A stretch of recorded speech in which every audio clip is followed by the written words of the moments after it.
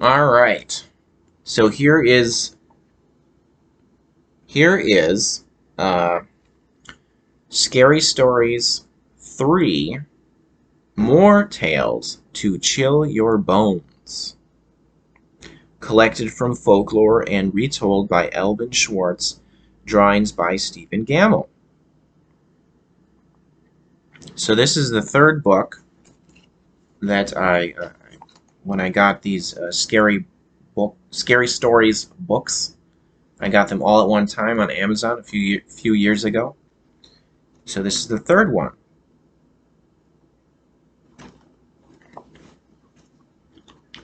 As far as I know, there aren't any more.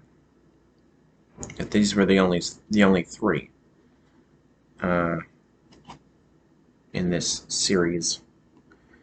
Okay, on the back it says, Scary Stories 3 More Tales to Chill Your Bones. Here are more hair-raising tales that will make your flesh creep from a master teller of the world's scariest stories. And be sure not to miss Scary Stories to Tell in the Dark. Read these if you dare. The New York Times. More scary stories to tell in the dark, guaranteed to make your teeth chatter and your spine tingle. School Library Journal.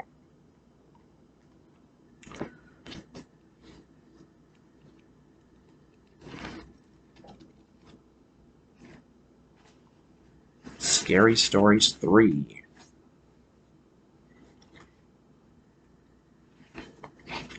So, yeah, more of the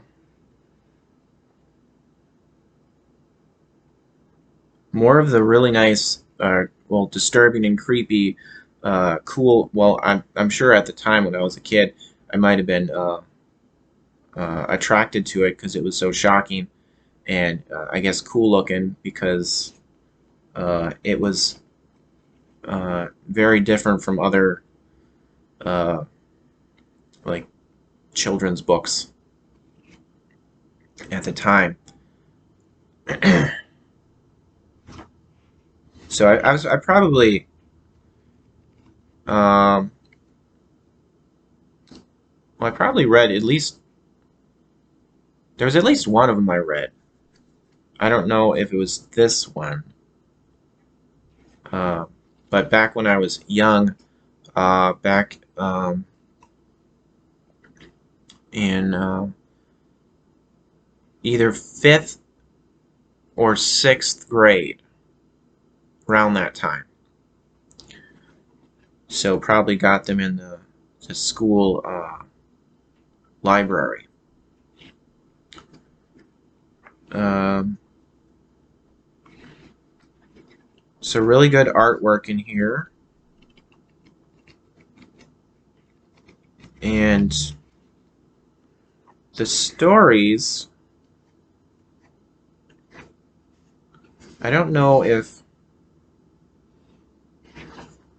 I'm not sure if when I got this book, I'm not sure if I had read any of these stories before. Just looking at the titles, none of them are looking familiar. Some of these they look like good titles. I just don't. Um, yeah, none of them are looking familiar.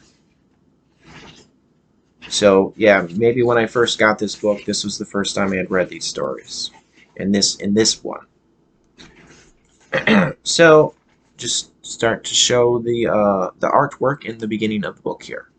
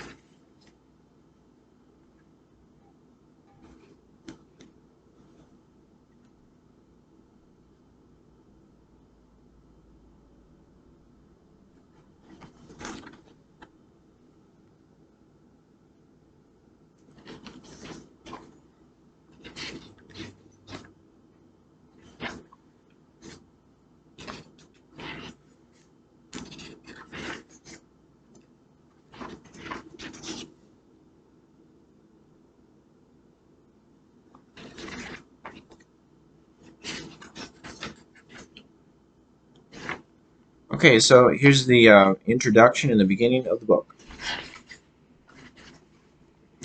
Boo Man. The girl was late getting home for supper, so she took a shortcut through the cemetery. But oh, it made her nervous. When she saw another girl ahead of her, she hurried to catch up. "Do you mind if I walk with you?" she asked. "Walking through the cemetery at night scares me." "I know what you mean," the other girl said. "I used to feel that way myself when I was alive." There are all sorts of things that scare us. The dead scare us, for one day we will be dead like they are. The dark scares us, for we don't know what is waiting in the dark. At night the sound of leaves rustling, or branches groaning, or someone whispering makes us uneasy. So do footsteps coming closer. So do strange figures we think we see in the shadows.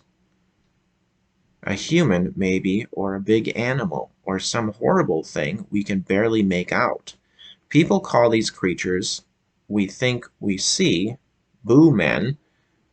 We imagine them, they say, but now and then a boo man turns out to be real. Queer happenings scare us, too. We hear of a boy or a girl who was raised by an animal, a human being like us, who yelps and howls and runs on all fours. The thought of it makes our flesh crawl. We hear of insects that make their nests in a person's body, or of a nightmare that comes true, and we shudder. If such things really do happen, then they could happen to us. It is from such fears that scary stories grow. This is the third book of such stories I have collected. I learned some of them from people I met. I found others, tales that had been written down in folklore archives and in libraries. As we always do with tales we learn, I have told them in my own way. Some stories in this book have been told only in recent times, but others have been part of our folklore for as long as we know.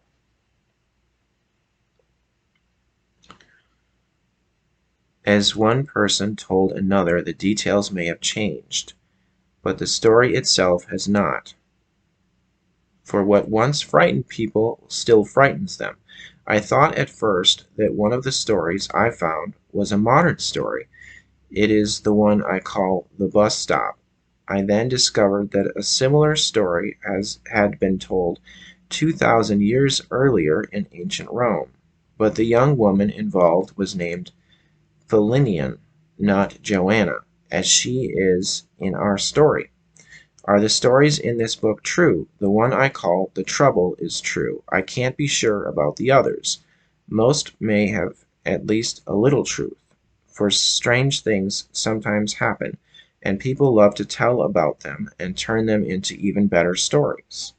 Nowadays, most people say that they don't believe in ghosts and queer happenings and such, yet they still fear the dead and the dark, and they still see boo men waiting in the shadows, and they still tell scary stories just as people always have. Alvin Scwartz. Okay, so there's the book, and the next series of videos I'm going to be reading the stories from the book, from this book.